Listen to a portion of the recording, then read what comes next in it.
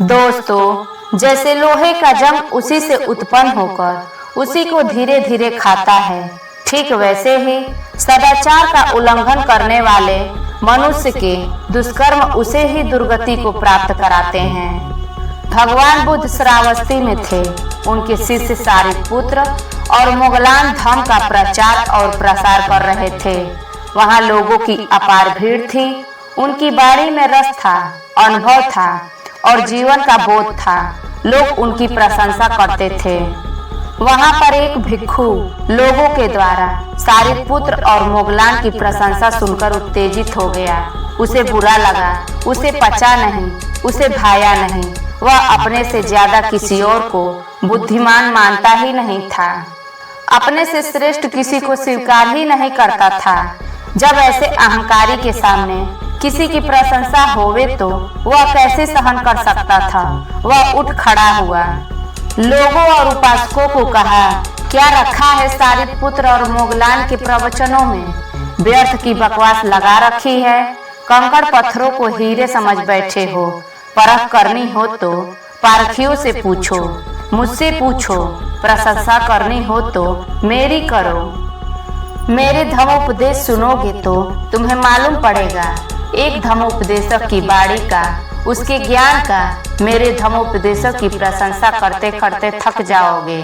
नगरवासियों ने उसकी दबंग आवाज और जोश को देखकर समझ लिया कि लाल उदाई थेर भी एक बड़े धर्मोपदेशक हैं। इन्हें धर्मोपदेश हेतु बुलाना चाहिए। अस्त उपासकों ने, श्रावकों ने एक दिन उनसे निवेदन किया, पूज्य भंते, आप हमें धर्मोपदेश दे, प्रवचन दे। लाल उदाई ने उसे टाल गए। बोले, अभी समय ठीक नहीं है, ऋतु ठीक नहीं है। ज्ञानी हर कहीं और हर किसी को उपदेश नहीं देता है। प्रथम तो सुनने वालों में पात्रता चाहिए। अमृत हर पात्र में नहीं डाला जाता है। लोगों ने जाना लाल उदाई ढेर वास्तव में बड़े ज्ञानी हैं। उनमें लाल उदाई का प्रभाव बढ़ा। लोगों ने फिर विनती की। लाल उदाई ने फिर कहा, ज्ञानी मौन रहता है। शास्त्रों में लिखा है कि जो बोलता है वह जानता नहीं है, जो चुप रहता है वही जानता है। परम ज्ञानी क्या बोलते हैं? नगरवासियों की श्रद्धा बढ़ गई, उत्सुकता बढ़ गई। वे उनको धर्म प्रवचन की बार बार विनती करते रहे और लाल उदाई बार बार टालते रहे। इस प्रकार लाल उदाई ने नगरवासियों को 3 बार मना कर दिया, टाल दिया और खुद अपना प्रवचन तैयार करने में जुट गए।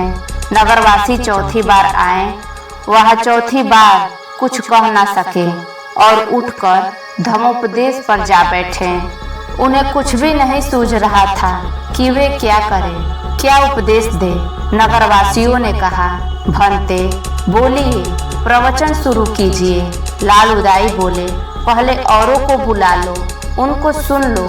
और भिक्षु भी आए, थोड़ा बोले, अपना आसन ग्रहण किए। अब तो लाल उदाई को बोलना ही था। लोगों की मांग थी, उत्सुकता थी। पूरा गांव सुनने को आया था।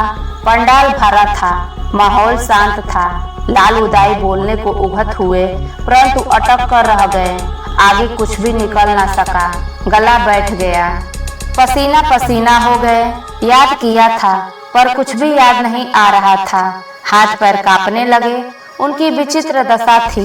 नगरवासी उन्हें बोलने में असक्षम पाकर सब कुछ जान गए थे कि ये महाशय लंबी लंबी डींगे भर हाँकते हैं, आता जाता कुछ है नहीं।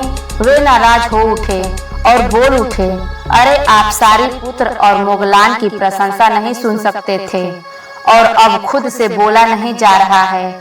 लाल उदाई की असलियत नगरवासी समझ गए थे और लाल उदाई नगरवासियों की भावना को। लाल उदाई ने मंच छोड़ा और भागने लगा। वह वहां से भाग गया। नगरवासी उसके पीछे पीछे भागे। लाल उदाई ने आओ देखा न ताओ। भागते हुए वह एक मलमूत्र के गड्ढे में जा गिरा और गंदगी में लिपट गया। खबर भगवान बुद्ध के पास पहुंची। भगवान ने कहा, भिक्षुओं, अभी नहीं, पहले भी यह मलमूत्र के गड्ढे में गिरा था। उन्होंने शुकर जातक की कथा कही और बोले, भिक्षुओं, अल्प ज्ञान घातक है। शब्द ज्ञान घातक है, शास्त्र ज्ञान घातक है। स्वाध्याय के बिना, अपने अनुभव के बिना लाल उदाई ने थोड़ा सा धर्म सीख रखा है, लेकिन उसका उसने ठीक ठीक से स्वाध्याय नहीं किया है। स्वाध्याय का मतलब है अपने से सीखे हुए ज्ञान को अपने में खोजना, अपने में पाना, अपने अनुभव को अपनी खुद की किताब में पढ़ना, ज्ञान को अपने अनुभव में परखना, उतारना। लाल उदाई ने थोड़ा बहुत तो सीखा, परंतु स्वाध्याय नहीं किया। उसने मंत्र पढ़ लिए, गाथाएं पढ़ ली, परंतु उसका स्वाध्याय नहीं किया। सच में अनुभव नहीं किया। स्वाध्याय नहीं करना मंत्रों का मैल है और असावधानी पहरेदारों का मैल है। मंत्र तो सीख लिया, दोहरा लिया तोते की तरह, और उसका स्वाध्याय नहीं किया तो मंत्र पर धूल जम जाएगी, मंत्र मैला हो जाएगा। उसे झाड़ना पड़ेगा। उसे झाड़ो स्वाध्याय से। घर में भी अगर झाड़ बुहार नहीं करोगे तो धूल इकट्ठा हो जाएगी, इसलिए उसे भी झाड़ बुहार कर साफ करना चाहिए। ऐसे भी सौंदर्य हमारी जीवंतता है। जीवंत है तो सुंदर है। आलस्य उस जीवंतता को नष्ट करता है, उस सौंदर्य को नष्ट करता है। इसलिए आलस्य को दूर रखो। अगर तुम सौंदर्य चाहते हो तो ऐसे ही पहरेदार सो जाए, झपकी आ जाए, मूर्छा आ जाए तो वह उसका मैल है। फिर भगवान बुद्ध ने कहा, स्वाध्याय न करना मंत्रों का मैल है, झाड़ बुहार न करना घर का मैल है, आलस्य शरीर के सौंदर्य का मैल है और असावधानी पहरेदार का मैल है। दोस्तों, यह वीडियो आपको कैसी लगी कमेंट में जरूर बताएं। तब तक के लिए अपने परिवार का ख्याल रखिए। मिलते हैं अगले वीडियो में। नमो बुद्धाय।